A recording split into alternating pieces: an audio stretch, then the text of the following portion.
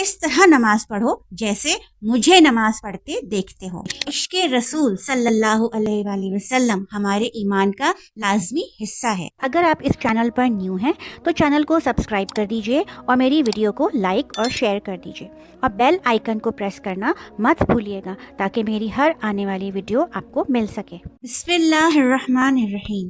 السلام علیکم۔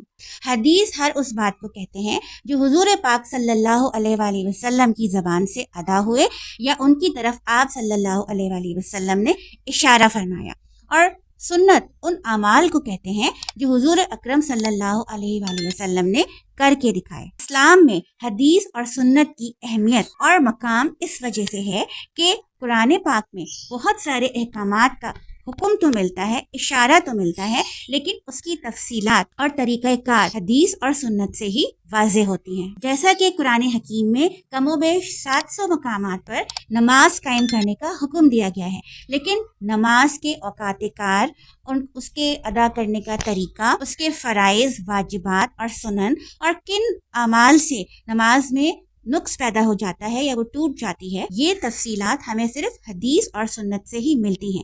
اسی لیے حضور اکرم صلی اللہ علیہ وآلہ وسلم نے ارشاد فرمایا تھا کہ اس طرح نماز پڑھو جیسے مجھے نماز پڑھتے دیکھتے ہو۔ روزے اور زکوٰۃ کو دیکھ لیجئے، ان کی تفصیلات بھی ہمیں سنت اور حدیث سے ہی ملتی ہیں۔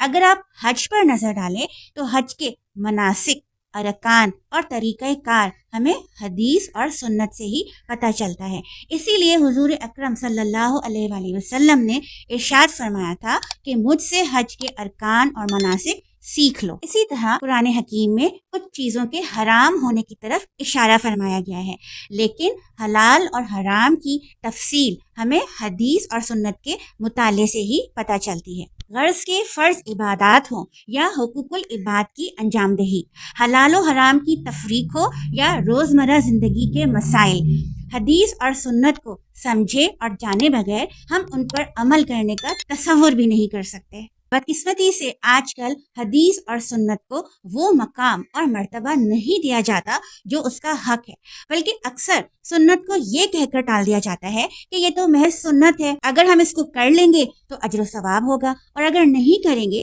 تو ہمیں اس کے لیے اللہ تعالیٰ کی بارگاہ میں جواب دہ نہیں ہونا ہوگا۔ لیکن یہ درست رویہ نہیں ہے، کیونکہ سنت موقدہ یعنی وہ سنت جس کی حضور اکرم صلی اللہ علیہ وآلہ وسلم نے تاکید فرمائی ہے، اس کو چھوڑ دینا اور اس کی عادت بنا لینا گناہ کا سبب ہے۔ اور پھر جب ہم کسی سے محبت کرتے ہیں تو اس کی پیروی اور اتباع کرنے کی بھی تو کوشش کرتے ہیں، تو کیا حدیث اور سنت پر عمل کیے بغیر ہمارا عشق رسول صلی اللہ علیہ وآلہ وسلم کا دعویٰ مکمل ہے؟ خود حضور پاک صلی اللہ علیہ وآلہ وسلم نے ارشاد فرمایا کہ تم میں سے کوئی شخص اس وقت تک اپنا ایمان مکمل نہیں کر سکتا جب تک میں اسے اپنے والد، بیٹوں اور دنیا کے تمام لوگوں سے زیادہ محبوب نہ ہو جاؤں۔ حضرت انس سے روایت ہے، حضور اکرم صلی اللہ علیہ وآلہ وسلم نے ارشاد فرمایا، جس نے میری سنت کو زندہ کیا تو اس نے مجھ سے محبت کی، اور جس نے مجھ سے محبت کی